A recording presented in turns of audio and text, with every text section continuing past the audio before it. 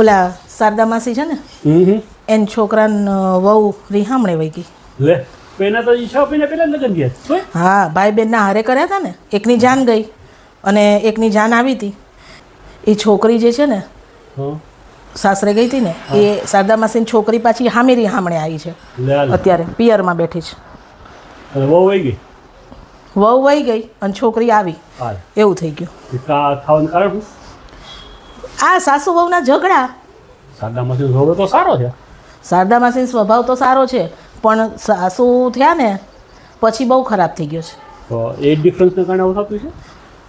એ છોકરી બિચારી હજી તો કેટલી 20-22 વર્ષની છે, બરાબર, અને નોકરી કરતી છે. એટલે ભણતી આવી હોય પછી તો એને ઘરનું કામ તો શીખી જ ના હોય. હવે શારદા માસીનો આગ્રહ એવો કે એ 55 વર્ષના છે ને, એનામાં જેટલી બુદ્ધિ છે ને એટલી આ છોકરીમાં હોવી જોઈએ. એ તો હજી બાળક બુદ્ધિ હોય, એને સમજાવવાની હોય, એને શીખવવાનું હોય બધું. પણ એવું શારદા માસીને કોણ સમજાવે? આ છોકરી બિચારી સવારમાં ઉઠીને વહેલી ઉઠીને રસોઈ કરતી હતી, બધાયના ટિફિન બનાવતી હતી અને ઓફિસે જતી હતી. પણ હવે સવારમાં બધું કરીને જાય, બરાબર, તો પ્લેટફોર્મ ના સાફ કરી શકે, રસોઈ કરી શકે, વાસણને એ બધું ના કરી શકે. કામવાળા આવતા હતા તોય શારદા માસીનો એવો આગ્રહ કે એઠું કાઢીને ના આપવાનું કામવાળાને. હવે કામવાળા વાસણ કરવા આવતા હોય તો એ બધું કરી લેવાના. બહુ ચેપરા છે, કહું છું ખરા. તો એ એવું આગ્રહ રાખતા હતા કે એઠું કાઢી અને પછી કામવાળાને આપવાનું, અને રાત્રે સૂતી વખતે વાસણ રાખવાના નહીં, ઘસીને જ સૂવાનું. હવે કામવાળા તો સવારે આવે, રાત્રે ના આવે, તો એ રાત્રે પગારો લઈને આપવાનો, છતાંય આને વાસણ ઘસીને સૂવાનું. હવે ઓલી ઓફિસેથી આવી હોય, આવીને રસોઈ કરે તો થાકી ના હોય, પણ તોય. અને ઓલી દીકરીને શું થયું? એમાં શું છે? દીકરીનોમાં પાછું આખું ઉલટું પ્રકરણ.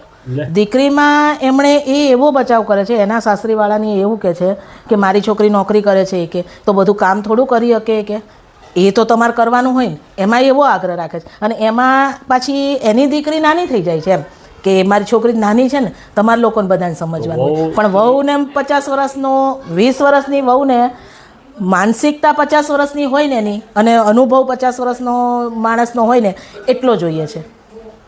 આવું થોડું ડબલ સ્ટાન્ડર્ડ રખાય. આ દરેકના ઘરમાં આ રીતનું છે. સરખું રાખવું પડે. અહીંનું નહીં, દરેકના ઘરમાં આ પ્રોબ્લેમ છે.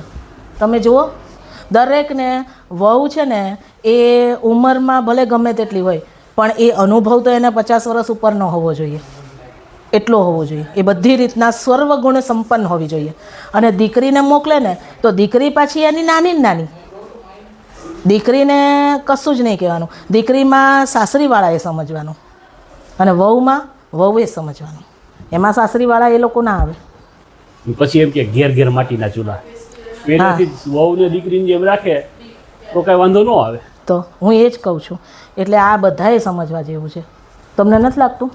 અને આ બધામાંથી આપણે બોધપાઠ લેવા જેવો છે કે વહુ આવે ને તો એમ સમજવાનું છે એ આપણી નાની દીકરી જ છે.